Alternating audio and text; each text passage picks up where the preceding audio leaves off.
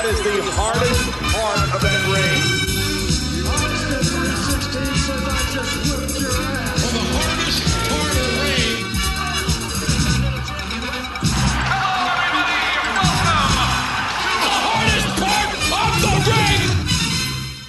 Hello and welcome to episode 1 of WrestleMania Hardest Part of the Ring, the podcast where 4 friends get together to celebrate the wonder of professional wrestling. My name is Adam and I'm joined today by Sam. Have you been sat on episode 1 of WrestleMania Hardest Part of the Ring for about 3 or 4 weeks?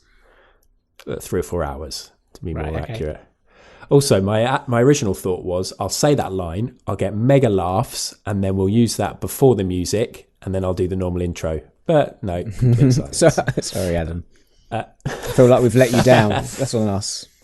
You really have. The listeners will have filled in those laughs, no doubt. That was John. Hello, John. Hey guys, how's it going? That's quite subdued. Hey guys, how's it going? Oh God, wow. Yeah, that's Turn just, that down to like a 6 or a 7, right, dude. that's fucked the levels. Busy boy Brett can't make it today, unfortunately, but we always knew that he'd use this busy excuse to skip these kind of pay-per-views. The Brock Lesnar of the podcast, he doesn't turn up to these C-tier pay-per-views now. No. He'd be happy with that. Actually, would he be happy with that? Probably not, actually. I don't think Has so. anyone ever been happy with being compared to Brock Lesnar? Hmm. I'm not sure Brock Lesnar would be happy with being compared to Brock Lesnar. Oh, Brock Lesnar loves being Brock Lesnar. Just hunting Maybe. game and beating people up. He loves that shit. As long as he doesn't have to say anything, he's all right. John, should we get a little, or shall we? Can we get a little puppy update, please? Because I know listeners who heard that you got a new puppy will be just desperate to know what's going on and how it is. Sam and I know, because you're absolutely fucking knackered by the looks of things. Knackered. Every day's a new nightmare, guys. I'll be honest with you. It's just shitting and How chewing much stuff. poop have you stepped in? Touch wood, I haven't stepped in any poop, but it's so gross picking it up. I can't. I've never had a dog before, and it is so fucking gross picking up poop. You don't realise how warm it is. I think that's the thing that throws you. Do you know what's worse? If you leave it and it gets cold. Oh, really? Where do you leave it? I think that's worse. If he poops outside in the garden, I'm like, it's 4 a.m. I'll get that later. Ah, okay. Yeah, that makes sense. Yeah, but surely if they'd freeze, that would be all right, because then they're just easy. You just pick them up. Yeah. I mean, maybe I should rate the consistency and temperature and what's easier. Isn't there a Bloodhound Gang song where it goes, women are like dog poo, hear me out, don't interrupt, just the older that they get, the easier they are to pick up. That? Bloodhound Gang reference. Bloodhound Gang had some very, some of their lyrics are quite questionable, occasionally racist as No well. one's mentioned the Bloodhound Gang in 15 years. This is the first time. One of their ears just pricked up. They were like, someone's mentioned us. I can feel it in the ether. I listened to the Hooray for Boobies album the other day. Did you really? A lot of it is totally inappropriate. What I mean, it was made you- inappropriate at the time, but What made you scroll through Spotify and like, today's the day I'm going to give that a re-listen? It's about time someone gave that a re-listen. The Ballad of Chasey Lane came on Shuffle. There are some good songs. There are some very good songs. They made some great songs, I think. Bloodhound Gang they're funny but very offensive, I reckon. Like, just doesn't quite fly anymore. No, I can't imagine it's dated well. Maybe didn't fly at the time. I think they're still going. Anyway, let's get on to this proper episode and the proper intro, which is, this is episode 148 of Hardest Part of the Ring. There are only 3 of us, but we're still going to make it amazing. We're all chomping at the bit, I think. You know, when we have these 2 weeks off these days, I think we're all very excited to get back on the pod.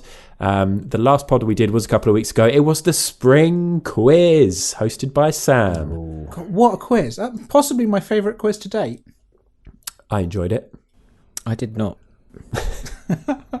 Hopefully that doesn't give away the result if you haven't heard, but go back and listen to episode 147 if you did miss it.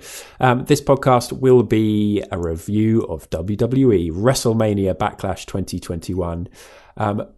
As we were told by comms, the first non-WrestleMania pay-per-view to have WrestleMania in its name.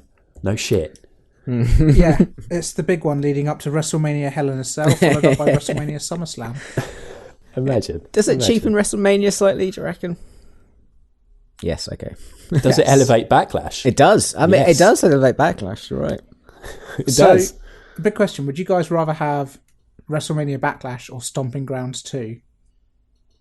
WrestleMania Backlash. Right?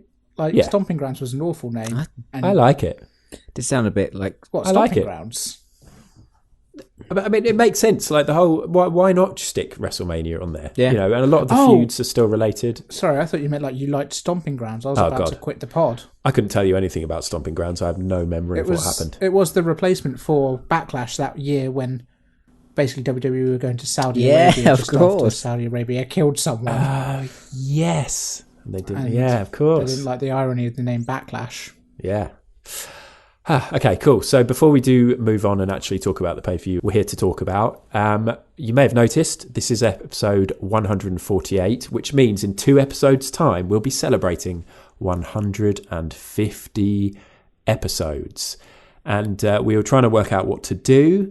And what we decided was we would revisit what we did for episode 50. And if you don't remember, then, oh my God, how dare you? Why can't you remember each and every single episode we've done? But episode 50 was our top 50 wrestlers. Do either of you remember when that was, or could one of you look that up? Sam frantically Googles hardest part of the ring. Sure. But yeah, we all made a list of our own individual top 50 wrestlers. Then we collated it to work out the hardest part of the ring top 50. We'll probably post that online at some point over the next couple of weeks so you can see the wrestlers that we picked. But we thought, go on, Sam. November 27th, 2018. Good Lord. Wow. 2.5 years. We thought it'd be really interesting to revisit that because a lot has happened in those 2.5 years. We've got Some a lot more good, favourite wrestlers. We've got a some lot bad. more wrestlers who Yeah. don't belong in our top 50 anymore. There's some cancelled wrestlers. We were discussing this, and I think the key thing here is favourite. There are some very, very good wrestlers that will not be featuring on this list anymore just because we don't really like them anymore for whatever reason. Or, you just can't call them a favourite if they're an absolute arsehole in real life, although I'm sure some arseholes will feature. And so what we want from you guys is your top 10s, because you may remember from episode 50 that we got some of our listeners to send in their top 10s, and then we worked out what the overall listener top 10 was, and that should be really interesting too. So please do that. Social media, Sam, do you know it off by heart? People want to do that right now while they're thinking fresh? Do you think this is the end of the episode? What are you talking about? Crazy. Yeah, if you do want to email them in, hardestpartofthering@gmail.com. You want to social media us them in, which is a thing, at hardestpartpod on Instagram and Twitter. You can do it on Facebook. Probably won't get read. No. Oh, God. Definitely won't, will it? But we've cancelled Facebook, haven't we, as well? Okay, yeah, so do that, and we will be back in 2 episodes' time to run down our current top 50, and we'll do it in a top of the pop style way, won't we? We'll have, up 10 places, Baron Corbin. That'd be cool. 10 to 1. That's a lot of work. You put a lot of work on us there, though, Adam. That's a lot of belief in Mr. Baron Corbin. It is. But that's just going, right, this wrestler came here on this list, and where are they on the list? I reckon we can manage that, John. I reckon we can manage it. Down 60 places, Velveteen Dream. All right, let's do what we're here to do. Have a quick break and talk about WrestleMania Backlash 2021. Look at this impact here from the hardest part of the ring. WrestleMania Backlash 2021 was held at the Thunderdome. I was thinking about this. Did you kind of expect WWE to actually start doing more live shows now they can? Yeah, I was kind of sad to see it back at the Thunderdome, actually. Yeah, I was surprised. Like, why do it for WrestleMania and then not do it for the future ones? Is it because they can only do it in Florida at the moment? Maybe other states you're not allowed. But even so, just do it in Florida again. Yeah. Yeah, I don't know. It's just a weird one. It feels kind of like it's either safe and you guys should go ahead with it, or it's not safe and you shouldn't have done it to begin with. Because aren't they? They're not having fans back in until August, but then AEW said they're going to do it in July, and then I think WWE brought it forward, so it's a week after AEW have fans back in. I think WWE having fans back in. I expect maybe that kind of SummerSlam perhaps would be. Will that be the time that hardest part of the ring get back together, face to face?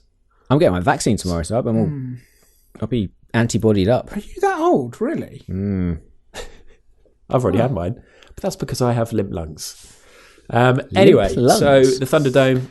Limp lungs. Limp Bizkit cover band that you always wanted. Yes. It was a cross between Limp Bizkit and Aqualung. Do you remember them? Limp lungs is just, my friends called me that when I was at school, and it stuck, and there we go. Because I have asthma. Right. Nice That's friends. the truth. Yeah, lovely friends. So the attendance, 0 actual people, about 1,000 or so screens. The comms team, usually this is something I just read out, same as every single time, and we Big skip changes. past it. But we've had some changes, yeah. The Raw comms team now consists of Adnan Virk. Vink. Adnan Vink. Yeah. Why have I spelt it with an R? Let me just check that, because I'm actually... Sorry, no, it is Virk. Oh, that's even worse, because at my company we're doing work with Adnan Virk, and I've been calling him Adnan Vink the whole time. Whoops. Guess to redo those graphics, Sam. Sounds like it. Continue to be bad at my job. Adnan's what? He was an actual sports presenter from ESPN or something like that, as far as I'm aware. I believe so. And he is joined by Corey Graves and Byron Saxton. What do we think of Adnan, Sam? Apart from I think pleasure to work the with. commentary style of WWE kind of limits the commentators to be a little bit much of a muchness. Well, Corey Graves seemed to be doing all the play-by-play pretty much. Yeah. Yeah. I mean, we may as well say now SmackDown is Michael Cole and Pat McAfee, because I think Pat and Adnan have obviously stuff in common, that they're brand new to this. They haven't, well, as far as I'm aware, it's not like they've been working on NXT or working on smaller wrestling promotions. They haven't commentated on wrestling before. No. The thing is, for me, is that like kind of in recent years of wrestling, AEW, New Japan, NXT have all had a much more kind of sports broadcast style of commentary, which is kind of called like names of moves, actual proper names, and sort of kind of like alluding to the history of wrestling. And I think kind of it really highlights kind of the style of WWE's main roster of commentary, which is kind of has always been sort of just screaming about how entertaining something is, but at the same time not really very factually informing as far as things go, and it's become more noticeable with the new commentary guys. Yeah, there were a lot of times during this pay-per-view where something didn't quite happen, but comms just followed through saying it did happen. It's just like, annoying. But I also felt like Adnan kind of has the voice of a co-commentator. Like his voice sort of blends in. Yeah. He sounds even a little bit like Saxton. Yeah. Like it's not as commanding. Michael Cole does have a commanding commentary voice. Love him or hate him. You know, Pat McAfee on comms reminds me of, is it Bateman on, in Dodgeball? He's the commentator. He's on Arrested Development as well. He reminds me of that. Jason, It's Bateman, is it? Yeah. Jason Bateman? I think it's Jason. It's like definitely I Bateman. think so. Michael Bluth. Yes. It reminds me so much of him on Yeah. Dodgeball. I like not Michael. I do like Michael Bluth. I like Arrested Development, but I quite like Pat McAfee on comms. He's annoying and dislikable, and I think that works well. yeah. He ticks those boxes. He's got massive potential. Like sometimes he comes out with absolute zingers, and then other times he comes out and it's like he doesn't have the confidence in himself, and there were a few times where he didn't even finish the sentence, or there'd be a gap, and then he'd finish a line. Yeah. Well, he gave Michael Cole shit at one point, which I thought, well, that's brave. Yeah, you would definitely think he wouldn't have any kind of confidence issues, but there you go. Everyone gets nervous. Everyone has imposter syndrome, Sam. Especially when you got Vince screaming in your ear. Yeah. Anyway, they say the only people who don't get imposter syndrome are, the likes of Boris Johnson, Donald Trump, psychopaths. Are you one of those guys, Sam? I would not be surprised. I don't feel nervous doing a podcast. When we did the live show, were you nervous before? Do you know what? I was very nervous. I re-listened to that live show quite recently, and everyone kind of just bullied me a little bit. Did we? Yeah, that was my takeaway from it. I feel like Eddie Dennis gave me a bit of shit, and then kind of people questioned the factualness of my quiz questions, which, to be fair, I too, looking back, question as well. So a little bit of give and take there, but yeah, I'm not sure. Oh dear, what a world away that seems like now. Anyway, so that was the comms team. The card, Sam, what was it? Okay, so pre-show, we had Sheamus versus Ricochet for the US title. Anyone watch that? No, I heard it was all right. Yeah, me too. Sheamus won, I think. Yeah, He definitely won, actually. Ricochet. He definitely won. Yeah, Ricochet continues to be employed, which I guess is winning enough for him. Yeah. Main card. We had Rhea Ripley versus Asuka versus the actress formerly playing Charlotte for the Raw Women's Championship. We then had the Dirty Dogs, Dolph Ziggler and Robert Roode versus, I want to say like Dos Mysterios or something, but yeah, Dominic and Rey Mysterio for the SmackDown tag titles. Then we had The Miz versus Damian Priest in a lumberjack match. The Miz was accompanied by John Morrison, and Drip. Lumberjacks were... Well, we'll get to that. Weird. Following that, we had Bianca Belair versus Bayley for the SmackDown Women's Championship. We go on to Bobby Lashley, accompanied by MVP, versus Braun Strowman versus Drew McIntyre, a triple threat for the WWE Championship. And the main event, Roman Reigns with Paul Heyman versus Cesaro for the Universal Championship. Coming in at pretty much a perfect 3 hours, which is always nice, isn't it? Yep. When it's not over 3 hours, 2.5 would have been good. Flew but by as well, this pay-per-view. I thought so. Yeah, it was nice. I watched it in one stint, which I don't do that often these days. I tend to, watch most of it and then maybe save the last match for the next day or whatever. But yeah, happy enough to watch this all in one go. So we're going to talk about every match probably, apart from that pre-show. But we will talk about the key matches first, which will be, well, pretty obvious. I think it will be to you guys listening when we get to that. Then we'll pick out best of the rest, worst of the rest. We've definitely got something bad to talk about, which is nice. In fact, when we were talking about this on WhatsApp, John, you said, we were like, I reckon it's going to be quite good. There's some good matches on there. And you said you hope there's something really shit, because it's always fun when we get to shit on something. Yeah. And it happened. In many ways, I think, this is the perfect WWE pay-per-view in many ways. Yeah, in many ways, I think you might be right. We'll pick out our star performer, and then we will give the pay-per-view a rank out of 10. Sam, I'm putting you on the spot again, probably the third time. Backlash last year, what did it score? God, who was on that card Backlash as last well? year. Okay, so first of all, Backlash last year was only reviewed by John and myself. Oh, We both gave what? it. Yeah. No Adam, Wow. no Brett. Brett doesn't do the small pay-per-views. We gave it a stellar 5 out of 10. Right. Okay. Well, I'm pretty confident we're going to do better than that this time. Okay, so key matches. We're going to do Rhea, Asuka, Charlotte. Then we're going to do Bobby, Braun, Drew. And we're going to finish with Roman and Cesaro. Let's kick things off with Sam telling us how he feels about the Raw Women's Championship match between Rhea Ripley, Asuka, and Charlotte Flair.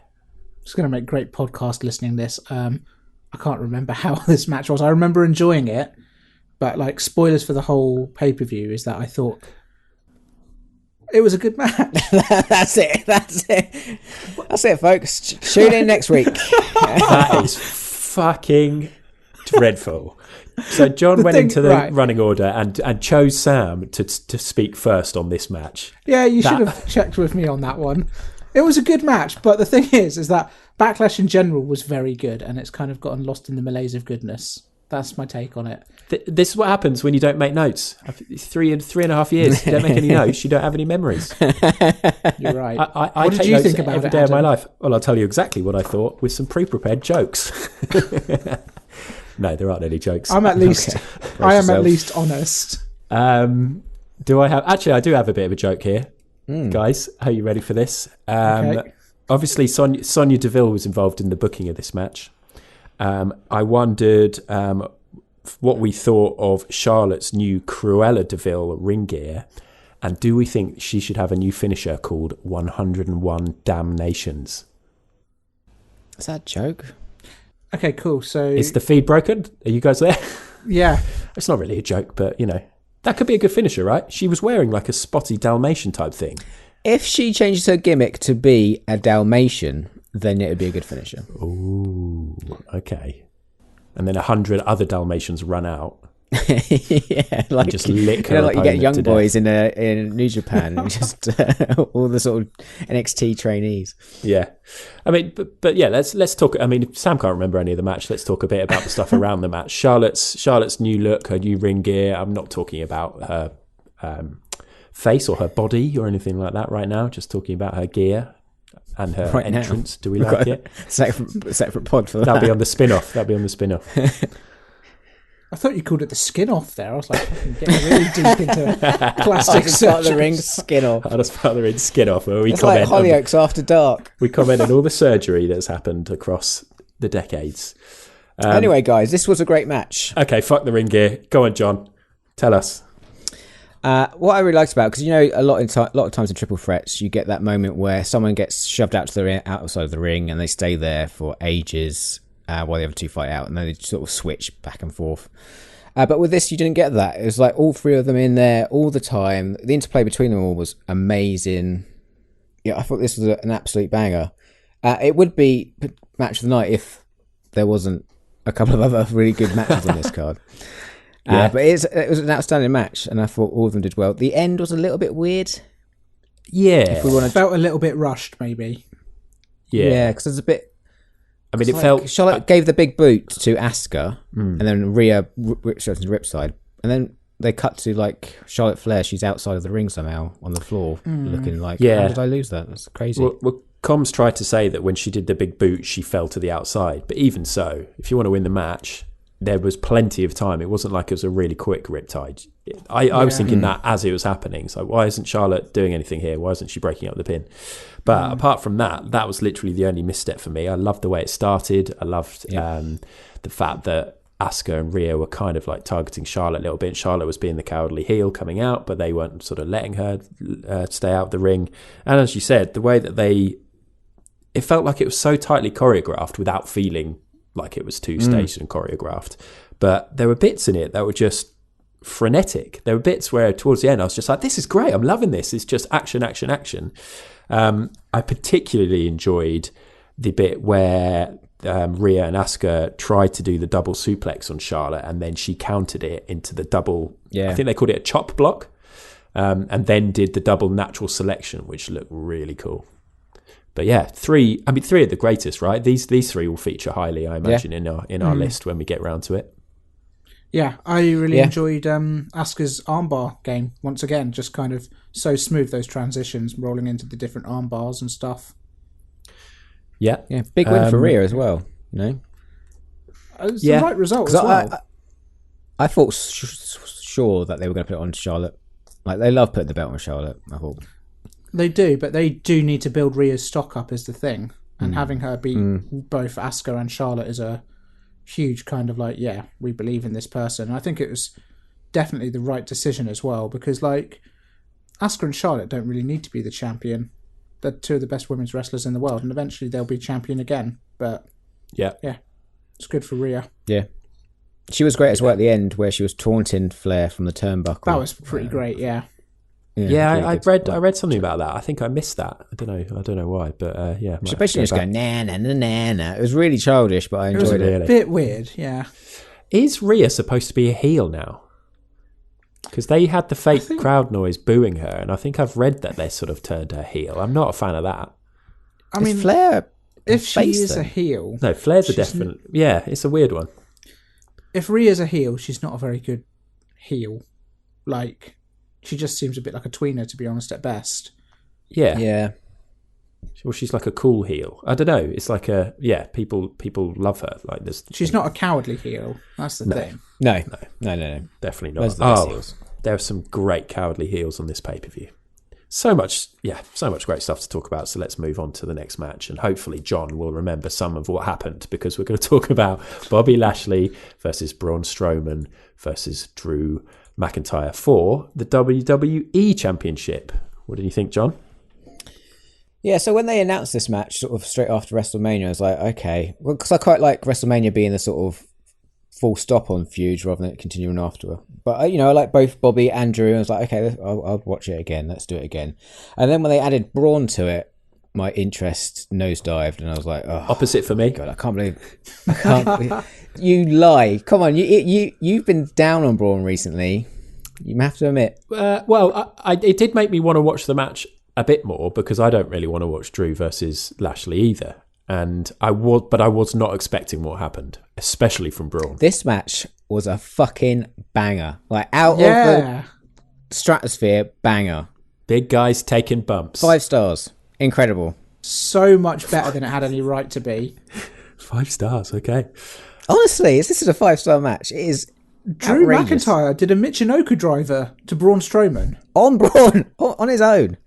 Braun Strowman did a bonkers. cannonball off the ring. Exactly. Because I thought this was going to be a really slow, ploddy. This would be one of those match like triple threats where someone gets shown out the ring for ages. But it wasn't that. It was really fast paced. They were all in there all the time, except for Lashley when he gets pushed through. I was expecting a Hoss battle, and instead, Yeah. it was just some really nice big spots every time. They got all 3 of them took advantage of their like size and power wrestling to just really make it look like a proper main event show. And also credit to WWE for actually nailing a set piece as well, with pushing someone through an LED board and having explosions go off at the right time at the right level. Yeah. Which, well, it's genuinely there's a choreography to it, which is perhaps underappreciated until you see how badly it can go with AEW. Oh, yeah. Yeah. But some of the feats of strength from this was insane. Like right at the very start, where Bobby and Drew got Braun up into that stalled suplex was incredible. That was really and then from good. there, it just escalated. Like, Braun going to the outside. He nearly broke his neck, but just rotated at the last second. Well, Braun's had a career. That senton he did on Drew when in the ring was the nastiest looking fucking senton I've ever seen. It looked. He landed all of that. It was. He did. Mean looking. Yeah, usually those, you see them slip off the side and the mat takes most of it, but not in that case. But Braun Strowman's had, 3 years, 4 years? I don't think he's ever been upside down. And he went upside down or flipped over like 3 or 4 times in this match. And he was taking some big, big bumps. Yeah. Like this is, is this Braun Strowman's greatest ever match? Definitely, 100%. Probably so, yeah. I mean, it's great. It was just a really good match. It was nice to see so many different moves on display from people who you wouldn't expect it to happen, to be honest. And even like the Claymore kick counter into a powerbomb through the table just looked gnarly as heck. Oh God, yeah. To catch Drew McIntyre like that as well. Like Drew's a fucking massive bloke. They were all just doing amazing feats of strength, but also, just looking like proper athletes. It wasn't just big, like you say, at the hospital that some people might have expected. It was, it really delivered in spades. And it was, 100%. A surprise. The really. one Over-delivered, thing, The one thing that it got me wishing for more was that at one point, after Bobby Lashley gets thrown through the LED board, Drew goes in to look for him. It's like, where is he? He's disappeared. And I was like, oh, that's quite a good piece of intrigue there. Let's see what's happened here. And then it just turned out, they just couldn't find him. He's got catering. Yeah, that was. It was interesting, wasn't it? And then it's it was a very small criticism. Like, it's not. It was just kind of like, that's a weird piece of storyline to tell, and then not have any payoff. Well, I guess I think what we're supposed to take from it is that in the end, it was actually a clever move by Lashley and MVP for him to sort of scoot off and then wait it out until the time was right to come back. But what else were we expecting to happen? I don't know. It's a weird one. But there was no. What looked like happened. He went flying through there and then picked up his mat and took it away. Because when they actually had a look, there was no padding and it was actually a decent drop, wasn't it? It looked like it could have been quite a nasty fall for him. But Just an outstanding match. And just like Sam said earlier, like when Drew got Braun up into that Michinoku driver, I don't know how they did that between them. Like, I just don't know how that's even physically possible. Like, they broke the rule. Braun Strowman did a Michinoku driver. This is the man who I've gone off because he has. Yeah. Oh, yeah, he took one. Received one, yeah. Okay, maybe one day we'll get to that. But this is the man who has only done like 2 or 3 moves in his whole career. And he's now added he's done a cannonball. The choke slam. Yeah, he's got the choke slam and the cannonball added to his repertoire now. But he can't do that cannonball to pretty much anybody else on the roster. No. It has to be two massive guys who know how to take him. But really good match. Elevated all three wrestlers. Great match. It does. I think kind of like I'm at the point now where like Bobby Lashley is actually like, you know what? Yeah. Credible champion. It doesn't just look like kind of Drew McIntyre, kind of like the coronated kind of like champion and then everyone else. It's sort of legitimized Lashley's reign. Yeah, definitely. I think he's looking great as champ. He really is. Yeah. He's doing a good job. And I think Drew's doing a great job as well, being a sort of foil to that. I think he makes Lashley look even better, actually. Amazing stuff. And I'm so pleased we watched this, because actually with the decisions that we made about the pod, we could easily, if the timing had been right, we would not have watched this. We would have been doing something else or whatever. But so chuffed. And so let's move on to another match, which I am predicting we're all going to speak fairly highly about, because it was the main event. It was for the Universal Championship. It was the head of the table. It was the tribal chief. Is somebody who I'm very much acknowledging by saying his name, Roman Reigns versus Cesaro. And I'm going to kick off on this one. This was just fucking fantastic. For me, this was my match of the night. This wasn't a 5-star match for me. There were a couple of little bits and bobs, but I'd say it's fucking close. It was the ultimate arrogant heel versus the valiant babyface underdog, and the narrative the whole way through was just amazing with the arm injury, which Cesaro sold like an absolute boss, like the screaming he was doing. Yeah. And even all the moves that were happening just made sense. It wasn't just like, a punch to the arm. It's just all the different things that Roman was doing to him. Roman was showing some lovely technical skills on the mat. And I just thought, the way that the whole match sort of played out was beautiful. Loved the ending, but the gutsy performance from Cesaro will just be remembered for ages. So I don't know where it's going to go from here. I can't really see it. I still find him quite vanilla. I can't really see him being like the top guy at any point. But what a fucking great match. For someone who has been a 7-time tag team champion, he does not have a lot of friends willing to run out and save him. No, he doesn't. No, but I mean, he is quite a vanilla guy, isn't he? Like, he's not. I'm not invested in his character at all. I think this is a absolute 5-star match, and the biggest loss of this was the fact that there was no live crowd to go absolutely bananas for that's it. true. Especially the Cesaro section. It was probably the best WWE match I have seen this year. I really loved this match, every bit of it. Yes. I think, you know what I'm like, I don't like to chuck around 5 stars or 10 out of 10s. I think if there was a crowd there, like you say, that would elevate it to the 5-star, but that's got nothing to do with what's happening in the ring, I guess. But I think the opening was a little bit slow. I think kind of it took a little bit of time to warm up, but the story they told, and again, like, this is Cesaro being peak Cesaro of just doing the absolute best job in the ring and continually making the person he's wrestling look amazing, whilst at the same time telling a story. And yeah, like, we already know Roman Reigns is kind of having probably the best run of his career at the moment. The match story itself was excellent, and then I absolutely loved the ending as well. I completely, like, I thought going into the match, I think we would all agree Cesaro never stood a chance. And it did just about enough to make me think maybe he's going to do it. This has got the kind of the making of something special. And then to see him not make it, and the way he lost as well, was kind of a bit heartbreaking. And it was just a really well told story.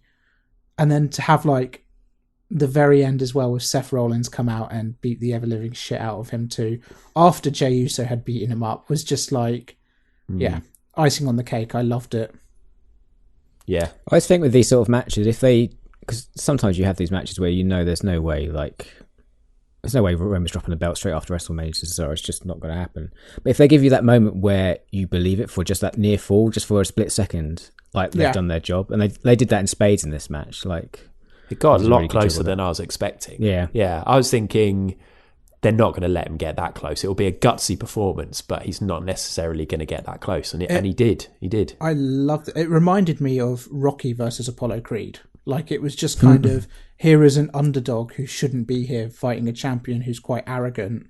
And I quite like the way it started with Roman sort of grinding Cesaro down a bit, and then, I mean, we've seen this a bit. I love Roman's facials, like when he gets surprised by his opponent, and when Cesaro popped up with the pop-up uppercut, and then he does that corkscrew over the top rope, and you can see Roman and of course Paul Heyman just at the absolute best, looking surprised as well on the side of the ring.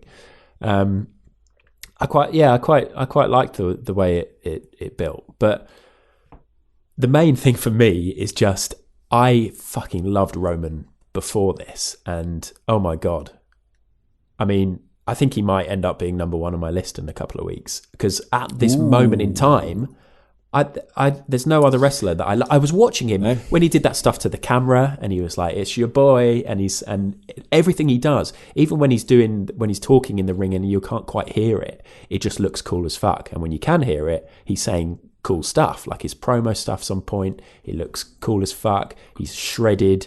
He was doing some great technical stuff.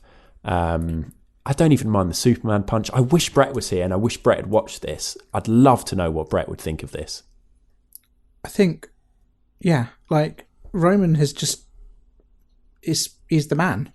He's absolutely on fire at the moment, killing it in the ring, promo-wise. I think kind of there's a very strong argument to say best wrestler in the world at the moment. Well, when you look at what Kenny Omega's doing, I don't watch AEW week in, week out. And obviously he's doing this great stuff with Impact as well. We haven't watched any of that. But I watched a bit of Dynamite last week, and Omega coming out during the Pac Orange Cassidy match at the end, I'm not really a fan of that character, like the character he's playing. They're two very different characters, though. Oh no, of course, but like I'm just not into what their champ is doing, is kind of what I'm saying. Whereas I'm heavily into what Roman's doing. I think this is the thing, like kind of watching AEW last week, like the promo Kenny gave basically to Orange Cassidy, kind of, I really like that as well. And I just think kind of you've got two very different heels with two very different approaches who are both just, kind of doing really good jobs at the moment. What side are you on, John? Yeah, I'm on the Roman side. I'm enjoying the Kenny stuff a lot, but I think Roman's in just another level at the moment. It really is. And but when I thought this match was going to be a really short filler match to progress the story of like Jimmy coming back. Yeah, I thought that was going to get involved in that, but they didn't. They just gave this time, like it was a clean match. Like there's no interference. They gave them the full time. It was that was the best really good part of it, because it did look like for the longest time, okay, so Jimmy and Jay are going to come out and interrupt. It's going to be a dirty match, and that's going to be that. But gave both wrestlers half an hour just to do their thing, put on an absolute barnstormer. You would expect that Cesaro to get treated that way, wouldn't you? Get his moment for a bit, do some good looking stuff, but then be overshadowed by the family dramatics. But that really didn't happen. And what do you reckon about the whole Seth thing? What do you reckon that's all about? I don't know. Okay, so obviously kind of like it's a little bit like, do we really want to see Seth Rollins feuding with Cesaro still? Probably not. It seems weird, doesn't it? But if this kind of transitions into a Seth Rollins versus Roman Reigns feud by some machination, I'm kind of all there for that. Yeah. It'd be a weird dynamic though, isn't it? Because he's playing the chicken shit heel at the moment, isn't he? Well, that's Rollins. The thing. There's kind of like I was really kind of interested to see sort of how Roman and Seth are interacting with each other now. Like they had that promo a few weeks ago, and Roman speaks to Seth slightly differently than he does to everyone else. Like everyone else, he's talking down to him all the time, and Seth is a little bit different, and I think that's kind of interesting. Yeah, I'm really intrigued to see who the babyface is that will eventually topple. It's going to be a long time though, because there's nobody. There's nobody at the moment. There is no one, and that's it is great. Exciting though. I mean, there is exciting. maybe the argument that Daniel Bryan at some point will return, but Kevin Owens for me. It is really interesting. Goldberg. Cool. Oh God, could you imagine if they do it? Oh my Brock. God. They go back to that. It could seriously be Brock. They can't. I was watching this thinking, I love how far away we are from those Roman Reigns main events where he was just getting booed for the wrong reason and we were having these crappy matches. And yeah, imagine if there'd been a crowd for this run. Like, this is one of... I think Roman's run at the moment will be remembered as one of the great runs of the modern era. Imagine if there'd been a crowd. Oh my God, for the whole thing. Like, we saw the reaction he got. Crowd would have been going nuts for this. And he'd be interacting. You could imagine him looking at that crowd with those dreamy eyes, just going, mouthing off to them and then fucking giving him shit back. And it's just... But that might be even better because we're obviously going to have that boost when crowds do come back in a few months. Yeah. To really sort of boost that character and the storyline along, actually. I say, hearing it a few times now, Roman Reigns music, it's growing on me. Yeah. Oh, I'm not a fan. The camera work when they come down that ramp and he's Reigns got looks real into the final camera. boss vibes. Fuck yeah. And Heyman. It's absolutely perfect. It's perfect. What a match. What is going on, guys? We're talking about WWE and we just talked about 3 great matches. 2 of them have come out as 5 stars, according to you two. This is madness. Oh, I don't think I'd give Roman Cesaro 5, actually. No, but 1 Probably each. 4.5. You said a 5, then Sam said a 5. Incredible stuff. I don't know what else Roman Reigns versus Cesaro could do to get a 5 in you guys' book. Just have a crowd there. And that's not on them. That's just how I would rank it. Like, I can't have a perfect match unless I'm getting the crowd pops and the goosebumps from the crowd pops for me. Anyway, let's move on then to best of the rest. Are there other good things to talk about? I think there are. So, anybody want to volunteer to go first? Before we talk about the good match, I want to talk about a match I didn't really enjoy, which is Rey Mysterio and Dominic versus the Naughty Dogs. Bad Dogs? This is the best Dirty of the rest. Dogs. Dirty Dogs. But this is fine, John, because this would be my best of the rest, my surprising best of the rest. Oh, I didn't enjoy the match at all. It's way too long. I don't know why they needed this storyline. They already have this great storyline of, father and son tag team going into this, but I don't see why you'd need to do the whole Dominic getting injured and not being able to compete bullshit. But I think it's amazing that a father and son team has won the belts, and I love Rey Mysterio. Rey Mysterio is incredible. The pace he is wrestling at the age he is at, and becoming a champion with his son, and growing his eye back all in the same year, is just insane. Especially considering the amount of injuries that Rey Mysterio has had over the years. He's had I think it's like 10 operations on his knee or something crazy. It baffles me how he is just going at the pace he is. My only conclusion can be that Rey Mysterio is one of 10 different twins, and all of them are taking turns wrestling. 46. Madness. He's such a great... I love him so much. And it was such a great moment for them to win that belt. It obviously meant so much to Rey as well. I remember reports that he signed for WWE just so he could sort of work with Dominic and get him established in WWE. It's really cool.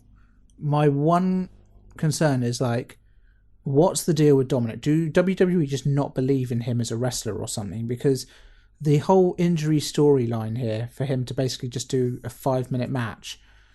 Oh, do you reckon that's why? Doesn't make a lot of sense to me. And it's well, what's the deal here? Do you guys... Are you kind of is Dominic not ready? Or... Because if he's not ready, should he be the champion? I don't know. I mean, Nicholas was a champion. True. Oh, Nicholas. Yeah, I don't know. It is a bit of a weird one. I think he's inexperienced. He's not getting to work house shows week in, week out. So the only matches that he's having, I mean, obviously they're doing stuff in the training centre and stuff like that, but he's nowhere near as experienced as he should be. If he wasn't Rey Mysterio's son, he would be in NXT or he'd be somewhere else, or like you say, doing or like I say, doing house shows and things. So maybe they just feel he's not quite ready. But I think he is ready enough to. And it's a tag team match, for God's sake. Don't get me wrong. I don't have any problem with Dominic Mysterio as a wrestler. I've enjoyed what I've seen so far. Is he kind of as exciting as Rey Mysterio? No, but then that's Rey Mysterio, one of the greatest of all time.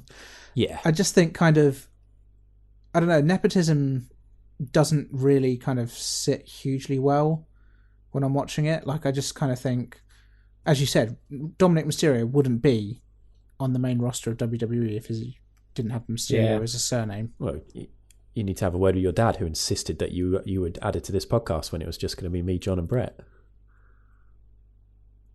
Sam's in tears, guys. Sam's in tears. You might hear a teardrop drop onto his microphone. Dropping hard truths. I had this as my best of the rest because I'm not going to say it was a really great match, but I enjoyed it a lot more than I was expecting because I haven't given a shit about Ziggler and Rude for bloody ages. But actually, and now you don't need to. Yeah. No, they're good. They're a good heel tag team. Like, they are really decent heels in this. I love the stuff they did with Ray chucking him around. Like, obviously Ray did his incredible surfboard slide early on, and then when they did it, where Rude did, like, slid him out of the ring into the super kick from Ziggler, I thought that was really cool. And there were just some great spots. It was mostly obviously all about Ray, but yeah, the moment at the end, Ray, when he did the surfboard slide into the sunset flip into the barricade to then allow Dominic to do the splash, that looked fucking cool.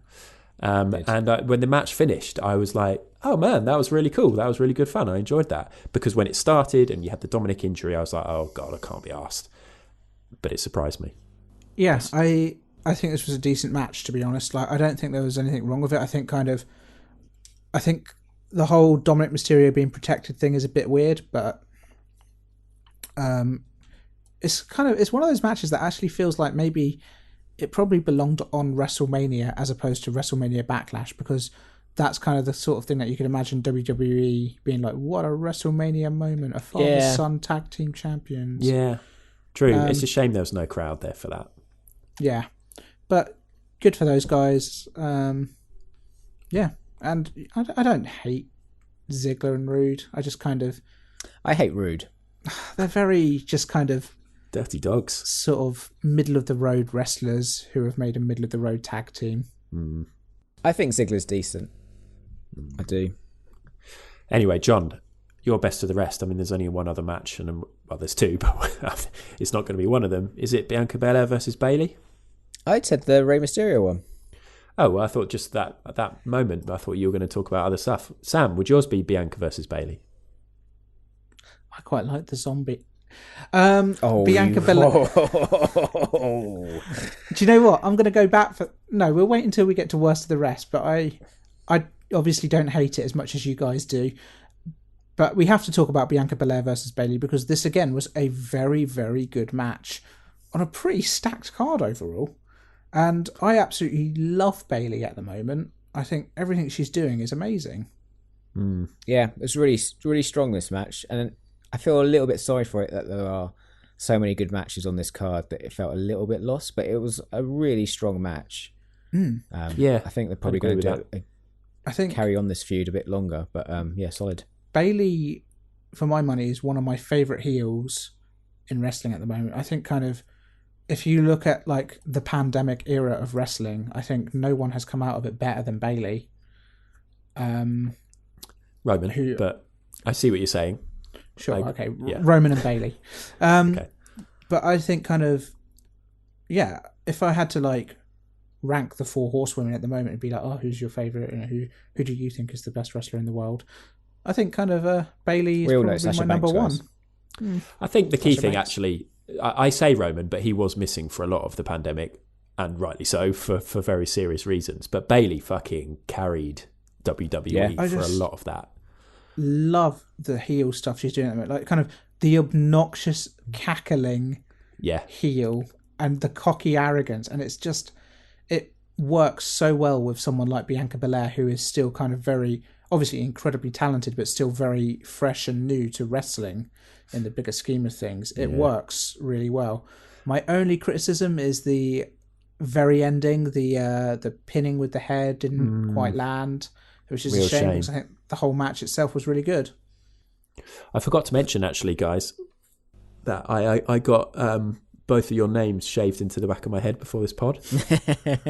My wife did it. I was thinking about the logistics of that. Like, how do they do that every week? Maybe it's just for pay-per-views. Did it look like it was shaved in? It looked to me like they just kind of used icing sugar. Ice the back of my head. Well, that's something completely different. Yeah, you're right. I think it was like some weird like putty or thick paint or something. It was definitely not shaved. I'm sad because if you're going to get something shaved in your head, get a Nike tick. Be cool. Like all the cool dudes, yeah. Yeah. A Kappa logo, maybe. Oh, that's a bit intricate. Kappa is very ambitious. Yeah. I always thought Umbro would be the way to go because I think I could pull that off. Nice.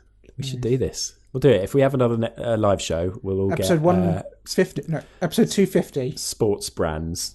90 Reebok sports brands. Bit of Reebok. Go on, John. What were you going to say? Oh, I love the bit where Bailey was pinning Bellaire and Bellaire kicked out so hard Bailey fell out the ring. Yeah, and kicked the camera. That was Yeah. nice, and it seemed to dislodge part of the camera as well during that. One of the thoughts I had during this match was, do you think Bianca's like sequiny clothes, are they the kind of sequins where if you sort of rub your finger up one way, they're one colour, and then you move your finger down the other way, they're the other colour? I was trying to see when she was like getting punched if they were changing, because that's a fucking great idea for a wrestling That's a attire. whole gimmick right there. Not just an attire. Imagine, like Roman Reigns, he could have his actual glove could be black, but then he does the Superman, and as he pushes up, it turns it gold. You need to jump off the podcast and write to Naomi right away, because I think that could be the next step of her glow look. Yeah. Imagine quickly like writing "suck it" onto your chest if you're Triple H. If anyone is watching the video of this, Adam is rubbing his nipples whilst telling us this, which is that was a bit kind weird. of throwing me off a little bit. Well, I hope nobody else is watching the video at the moment, because Going to get demonetized for this, guys. it'd be weird. Oh no, anyway, all our money. yeah, I can't believe that. Yeah, good match, but yeah, the end. Oh, what a shame! What a shame! It's but a again, real shame. But they followed through with it. Bailey followed through with it. They all followed through with it. They understand why they have to, but the comms could at least say, "All right, didn't quite get there," or acknowledge that it wasn't all there. But yeah. But like as well, like I love Bailey freaking out at the end there and being like, "She cheated. Why didn't you catch that?" And it's just Well, there is a question about that, because using the hair, is that like a it's weapon definitely or a grey like area. artificial item? Like, I don't know. This match had some weird moments in it actually, because at one point the referee turned around and said, "You've got one more warning left, Bailey," which I don't think I've ever seen before. So what? Get a red card or like time that's out? what I thought. What happened? That'd be great. Very unusual. I have to go sit in the timekeeper's area for 2 minutes. That'd be Sin amazing bin. if she was shouting at Michael Cole the whole time. Right, we've waited. Right, let's talk about the bloody zombie match. Worst of the rest. Now, I mean, I'm not going to shit on this completely, because it is what it is. It's a paid endorsement advertisement from their mate Batista. Well, obviously he didn't pay for it, but it's not a wrestling match. It's just a weird, funny thing to kind of enjoy. Like, I enjoyed the start of it with the zombies coming down and the comms team legging it off. I thought Morrison is a very funny guy. I like Morrison a lot. There was no wrestling match to speak of, really. Poor Damian Priest is what I'd probably say overall, but yeah. I didn't hate this at all. Okay. So this whole... I feel sorry for Damian Priest in the fact that he's kind of just finished up a program where it's like, okay, get Bad Bunny over, and now it's, okay, get Dave Bautista's film over. Yeah. But there was something very late 90s WCW about the whole thing, That's never used in a positive way. No one's ever used that phrase in a positive way. which I quite liked. It gave me a feeling of nostalgia watching just stupid shit happen. Didn't Corey Graves say that on comms? Don't worry, you haven't tuned into a reboot of WCW. Did he really? Did he? Did he really? About zombies. Yeah. I mean, Lord. I was wondering how Batista and all the film producers would feel about the fact that Corey Graves kept on making Walking Dead references about the I was zombies. thinking that as well. Yeah, like, oh, he's trying to get Lucille and where's Yeah. Terminus? And you think, shouldn't you be making references about the film you're trying to I promote? mean, can we just be honest? That film looks shite, right? I'm going to watch it, though. It's I mean, got Big Dave in it. Some of the effects looked all right, I thought, but yeah, it's going to be shit. But I mean, it looked a bit like World War Z, and that was fucking shit. So Oh, I don't mind World War Z. I like the book. The book was quite a cool idea. Do but you know what? Book was cool. What upsets me the most is I feel like the one person who'd be batting for this alongside me at the moment would be Brett. do you think? Oh, He Brett would not loved- like this. Brett loves There's a no shit way zombie Brett film. would like this. Yeah. Brett loves a Not- shit not zombie in a film. wrestling I'm ring. surely mixing together wrestling and zombies is just a winning combination for Brett. Are there many are there many zombie stories where zombies are just go all out to try and get the live humans, except if they get to a wrestling ring, in which case they can't actually I can't climb do up the think sides. there's definitely a film there. And And the Miz will be in it.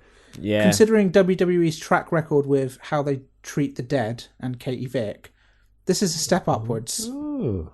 Katie Vick wrestling's lovely. Yeah, there we Poor go. old Miz though. God, he's such a. Do you know what the He best just part seemed is? like shit, isn't he? Like he's given the He's worst injured stuff. now for 9 months with a partially torn ACL. Oh, no way! Did he do his ACL in that match? Oh. Or did one of the I think it zombies was eat when- it? When Damian Priest apparently jumped off the top rope and kicked him in the head. Apparently he tore his ACL. I don't remember anything about the actual wrestling in this match. No, don't me remember either. anything. Nothing pretty at funny. all. I thought it was really funny. Obviously, I mean, we've gone from Randy Orton setting fire to the Fiend to the Miz being eaten by a horde of zombies. That must have been quite a weird thing for the Miz to have all those guys just sort of bending over and like tickling him. Essentially, must have been quite a weird experience. Yeah, I'm sure he would have been laughing a why? lot if he hadn't torn his ACL. Well, that's very true. But what an odd life that man has had. I was thinking fancy booking wise, because obviously now John Morrison and the Miz are technically zombies. Well, Undertaker not according to comes Raw, back. but yeah. Undertaker comes back in a non-wrestling role, but as Dark Ministry. But instead of he has like a horde of zombie wrestlers like the Miz and Morrison. And they go around biting people. Did anyone else kind of... I quite like that, actually. It's quite good. Yeah, that is quite good. Did anyone else kind of wish that Viscera and Diamond Dallas Page and They sort of where was the our zombies? top 5 zombie apocalypse survivors Wow, kind of had would be been good. there. I hadn't even thought of that. Yeah, listeners, It's a missed go opportunity and for check that WWE. out. They love throwing the old wrestlers down our throat. Let's get some old dead zombie wrestlers up. Wouldn't that have been incredibly tasteless, actually, by WWE? Is that we're going to have zombies, but we're going to dress them as wrestlers who have passed away. Yeah, Eddie Guerrero. Here's Chris Benoit. Oh God, Owen Hart. Finally, Oh God! Could you imagine how Imagine- angry the imagine Hearts the would makeup. be? Good Lord! Could you imagine how angry Brett would be? Good Lord! Bret Hart or Brett from the Pod? Brett from the pod. Yeah, We're Brett from the Pod making would be all kinds loving of it, assumptions about Brett from the pod today because we don't know if he likes us, hates it. yeah. It's hard to call, isn't it? We've got to make Brett. In fact, Yeah. we should do this. We should set up a YouTube channel and we will film Brett watching, because he loves Cesaro. He's always been a fan. He's always said Cesaro deserves that top spot and that chance, and this is it. And he performed. So we've got to get Brett to watch this match. Don't care how busy he is. Got to do it. All right, that was the worst of the rest. I had one other little moment for worst of the rest. The weird bit where they zoomed in and followed the back of Jimmy Uso's t-shirt for ages. Oh yeah, that was weird. It's like, what are they trying to do here? It's almost, because that's the kind of shot you do if they were like swapping scenery or like, I don't know. It was very, very odd. It was too long and lingering. I mean, yeah, it's a really good point, actually, just as a general worst of the rest. The Usos t-shirt range continues to be just the absolute biggest pile of gobshite I've ever seen. Like, we've had down since day one-ish, which everyone was like, okay, what? Oh, And then the Jey- bitch one Jey is Uso. awful.